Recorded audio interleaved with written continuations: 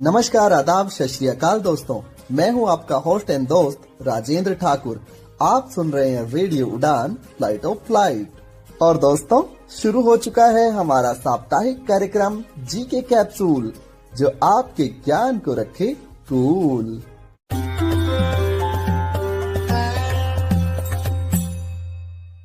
दोस्तों, इस कार्यक्रम का मुख्य उद्देश्य प्रश्नोत्तरी के माध्यम से आपके ज्ञान में वृद्धि करना है। कार्यक्रम का प्रसारण हर सोमवार रात 10 बजे और पुनः प्रसारण हर मंगलवार शाम 5 बजे से रेडियो उड़ान द्वारा किया जाता है। आइए शुरू करते हैं प्रश्नोत्तरी का सिलसिला, लेकिन उससे पहले एक छोटा सा ब्रेक। क्या आप डिसेबिलिटी के बारे में सटीक और विश्वसनीय जानकारी जानना चाहते हैं? तो विजिट करें disability.390.org। ये वेबसाइट एक ऐसा मंच है जहां आपके सवालों को मिलेंगे विशेषज्ञों से उत्तर। आपको मिलेंगे सेल्फ एडवोकेसी की प्रेरणादायक कहानियों के वीडियोस। इतना ही नहीं, engaging games, valuable resources, inclusive music video और ढेर सारी ऑथेंटिक इन्फॉर्मेशन। दिव्यांगता से जुड़े अपने सवालों के जवाब खोजिए, अपनी क्यूरियोसिटी को एक्सप्लोर कीजिए वेबसाइट पर डाइविंग डीप सेगमेंट के साथ। तो देर किस बात की, आज ही विजिट करें disability.trinayani.org और disability.390 के साथ मिलकर बनाए समावेशी समाज।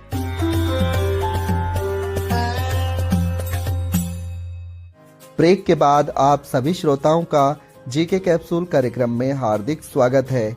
दोस्तों, आज है 15 दिसंबर, दिन सोमवार, सन 2025। आज का दिन हम विश्व भर में अंतर्राष्ट्रीय चाय दिवस के रूप में मनाते हैं, यानी इंटरनेशनल टी डे। हमें उम्मीद है कि आप भी हमारे प्रोग्राम का मजा चाय के एक प्याले के साथ ले रहे होंगे। चलिए बढ़ते हैं आज के प्रश्नोत्तरी कार्यक्रम की ओर। प्रश्न संख्या 1। दोस्तों, आप लोगों को बताना है कि भारतीय इतिहास में दिल्ली दरबार कितनी बार लगा था। आपके विकल्प हैं ए 1 बार, बी 2 बार, सी 3 बार या विकल्प डी 4 बार। बिल्कुल सही दोस्तों, 3 बार। प्रश्न संख्या 2। दोस्तों, आप लोगों को बताना है लाहौर शहर किस नदी के किनारे पर बसा है। आपके विकल्प हैं ए सिंधु नदी के किनारे, बी रावी नदी के किनारे, सी काबुल नदी के किनारे या विकल्प डी नीलम नदी के किनारे। बिल्कुल सही दोस्तों, रावी नदी के किनारे पर बसा है लाहौर।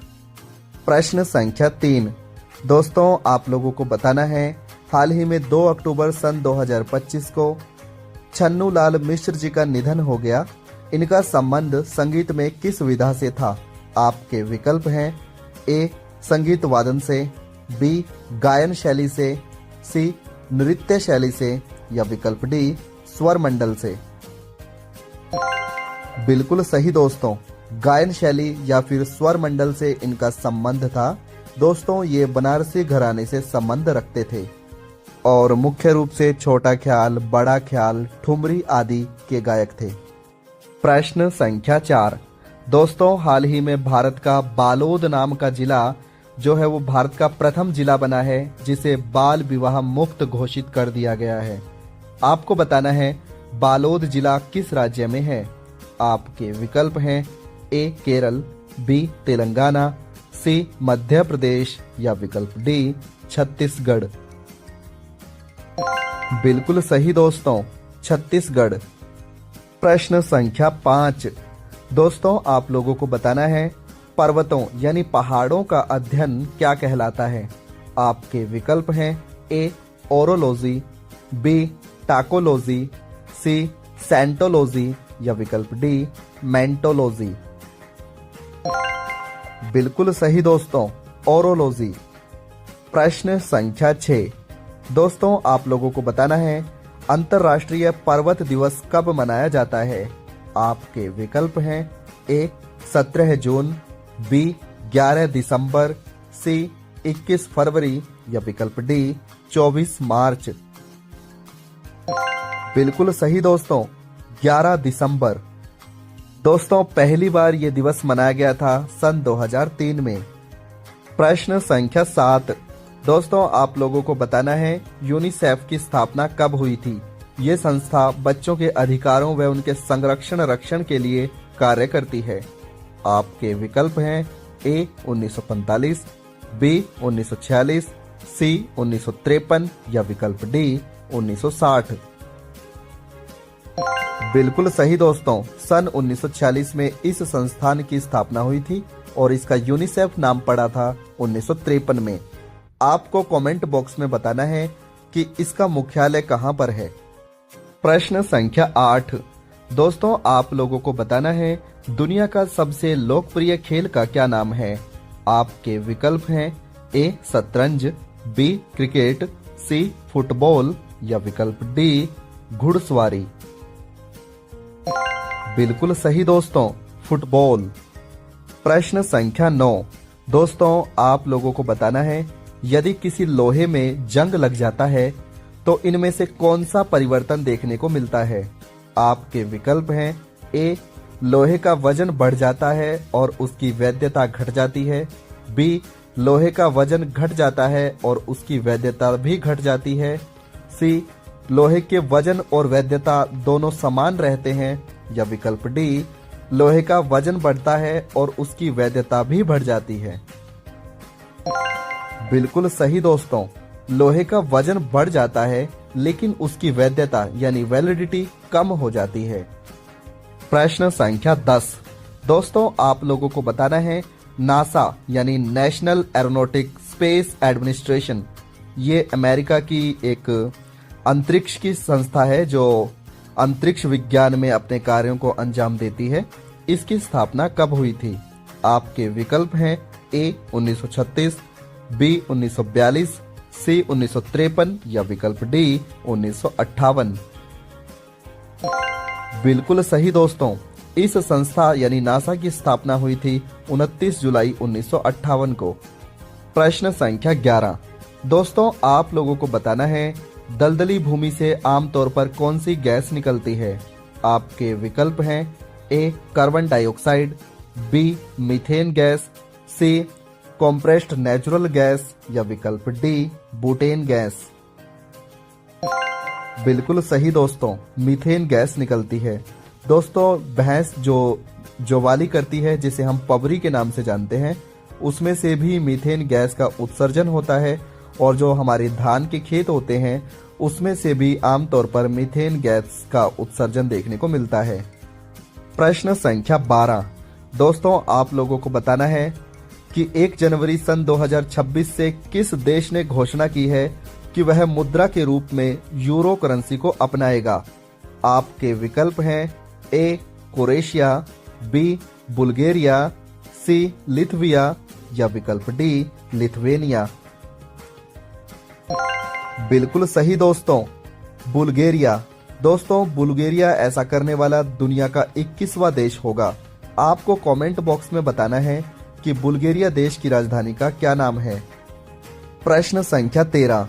दोस्तों आप लोगों को बताना है हाल ही में भारत और यूरो करेंसी के बीच में संबंध स्थापित करने के लिए यानी आदान प्रदान को बढ़ावा देने के लिए यूपीआई टिप्स पहल किसने शुरू की है। यहाँ पे टिप्स का अर्थ होगा टारगेट इंस्टेंट पेमेंट सेटलमेंट। आपके विकल्प हैं A Reserve Bank of India ने, B State Bank of India ने, C National Bank of Qatar या विकल्प D State Bank of Pakistan ने। बिल्कुल सही दोस्तों, रिजर्व बैंक ऑफ इंडिया ने ये पहल यानी इनिशिएटिव शुरू किया है ताकि यूरो और रूपी करेंसी के बीच में आदान प्रदान की प्रक्रिया को बढ़ावा मिल सके। प्रश्न संख्या 14। दोस्तों आप लोगों को बताना है वर्ष 2024-25 के लिए भारत में कृषि का उत्पादन कुल कितना हुआ है। ये आंकड़े अभी हाल फिलहाल में सामने आए हैं।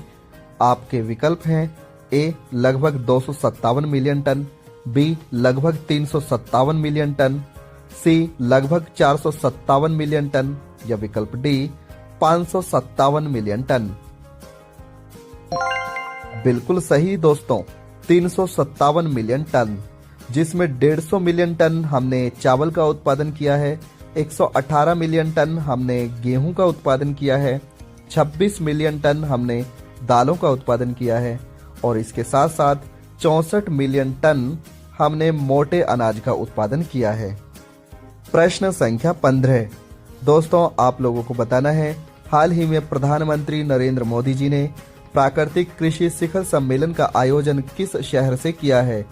आपके विकल्प हैं ए भोपाल से, बी इंदौर से, सी कोयम्बटूर से या विकल्प डी लुधियाना से। बिल्कुल सही दोस्तों, कोयम्बटूर से। प्रश्न संख्या 16। दोस्तों, आप लोगों को बताना है कोलंबो सुरक्षा सम्मेलन के अंतर्गत राष्ट्रीय सलाहकारों यानी नेशनल एडवाइजर्स की 7वें क्रम की बैठक का आयोजन किस शहर में करवाया जा रहा है। आपके विकल्प हैं ए श्रीलंका के कोलंबो में, बी श्रीलंका के श्री जयवर्धने पोट्टे में, सी जाफना में या विकल्प डी नई दिल्ली में। बिल्कुल सही दोस्तों, नई दिल्ली में। प्रश्न संख्या 17। दोस्तों, आप लोगों को बताना है गाय के दूध का हल्का पीला रंग किस पदार्थ के कारण होता है।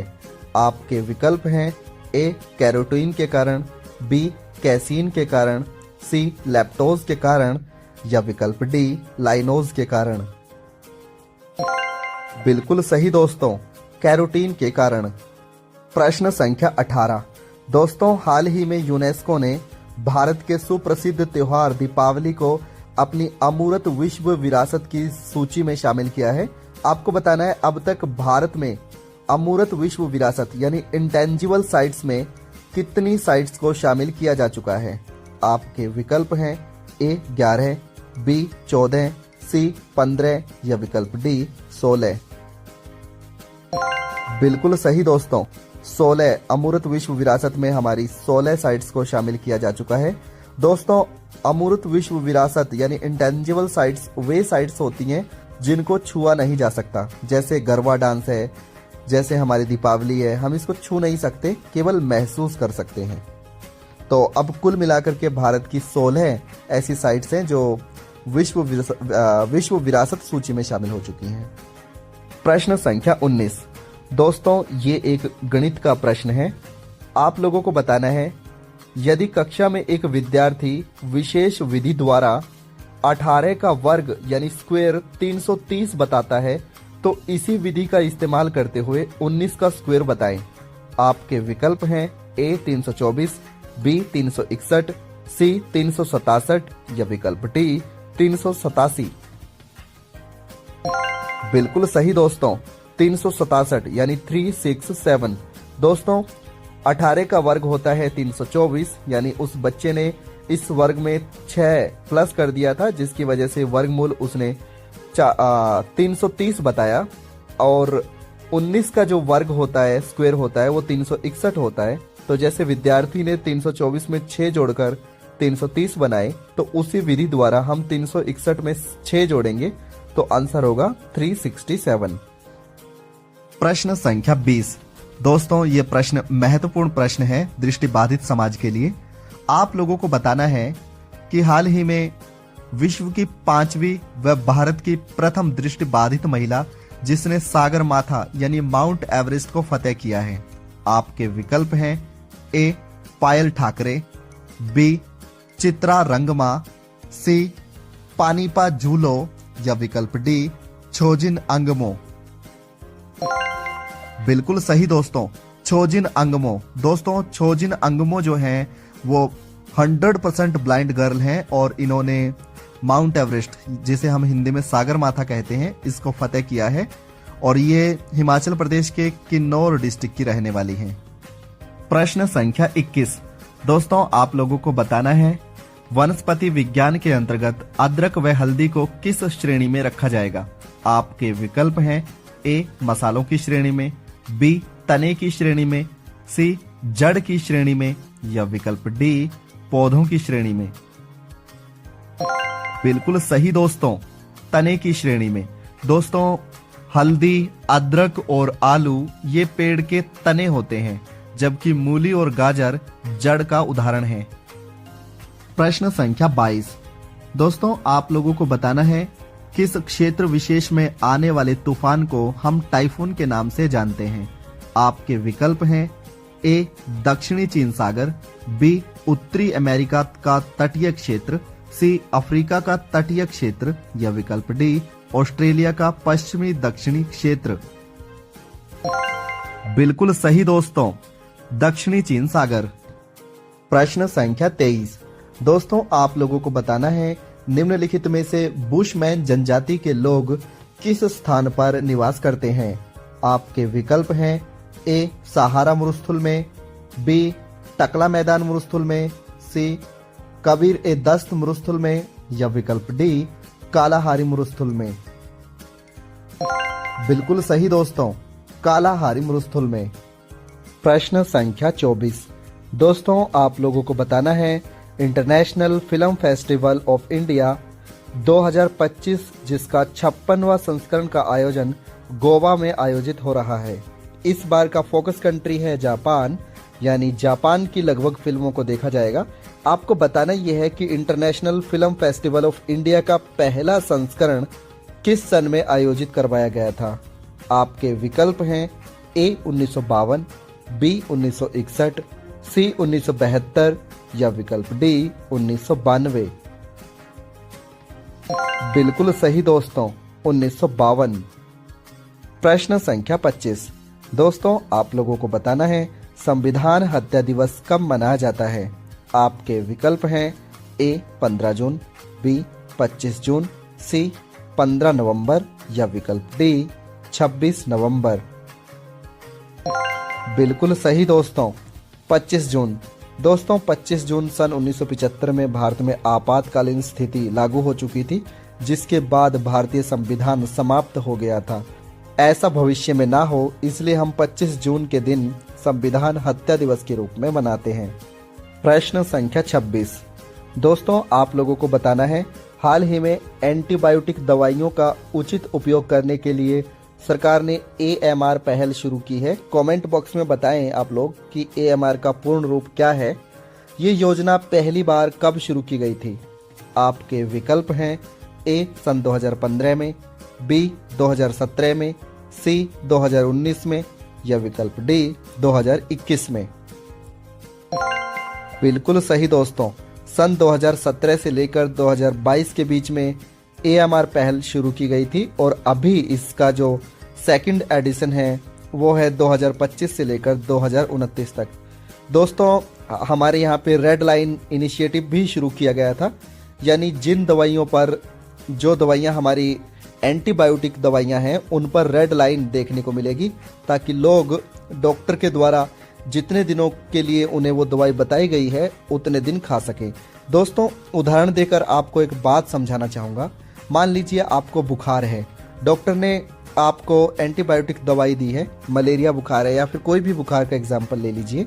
वो दवाई आपको दी उन्होंने 7 दिन की और आपने 3 दिन दवाई खाई और आप ठीक हो गए। और अब आपने सोचा कि दवाई खानी नहीं चाहिए क्योंकि आप पूरी तरीके से ठीक हो चुके हैं। लेकिन दोस्तों ये अपने आप में एक भयावह स्थिति है, क्योंकि आपके अंदर जो बैक्टीरिया थे या जो वायरस था वो कुछ टाइम के लिए ख़त्म हुआ है पर परमानेंट ख़त्म नहीं हुआ है।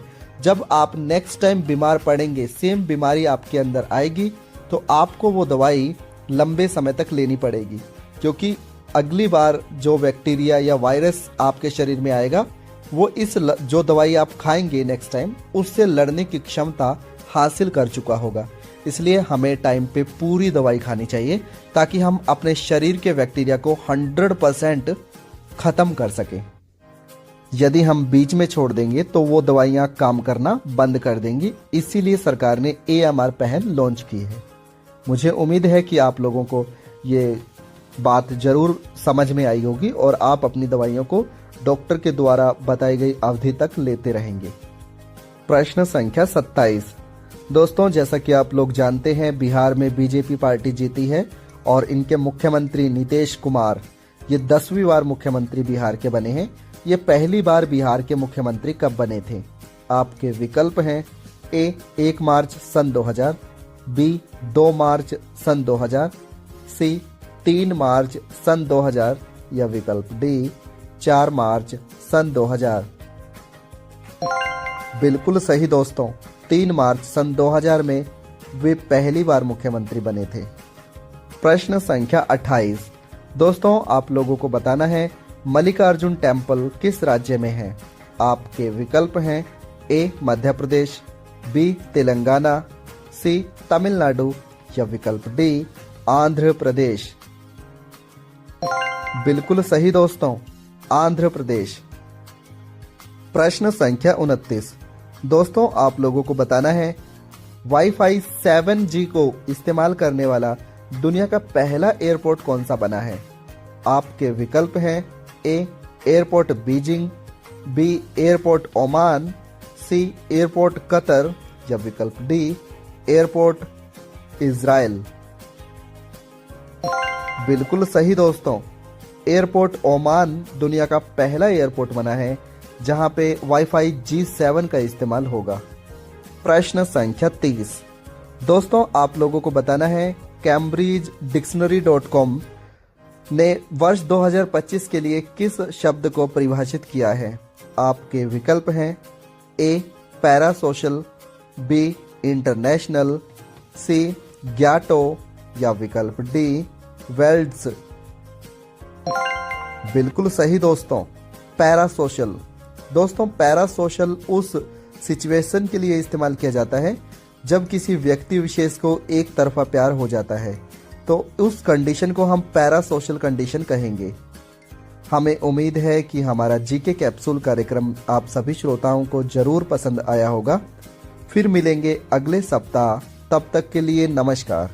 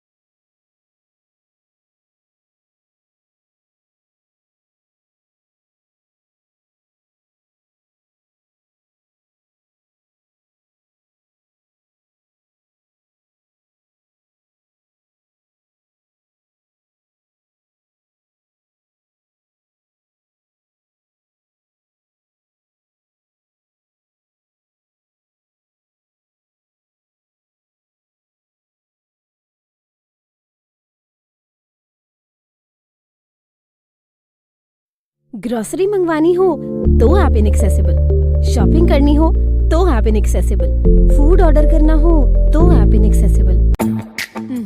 अब इनएक्सेसिबिलिटी की छुट्टी, क्योंकि द एक्सेसिबल नेशन ऐप यानी कि टैन ऐप लॉन्च हुई है पूरे एक्सेसिबल फीचर्स के साथ। अगर आप विजुअली इम्पेयर्ड हैं या लो विजन है तो आज ही डाउनलोड करें Tan app by Mahavanti solutions app store या प्ले स्टोर से, जो कि कनेक्ट करता है आपको Amazon जैसे ढेरों शॉपिंग स्टोर्स से। तो अब चाहे करनी हो शॉपिंग या मंगवानी हो ग्रोसरी, इंडिपेंडेंटली यूज करें Tan app, one stop solution of your daily shopping needs. ज्यादा जानकारी के लिए ईमेल करें support@buyfromtan.com support@buyfromtan.com। कॉल करें 8209735025 पर। और हाँ, इसी नंबर पर व्हाट्सएप मैसेज करके भी आप फूड ऑर्डर कर सकते हैं। है ना कितना इजी।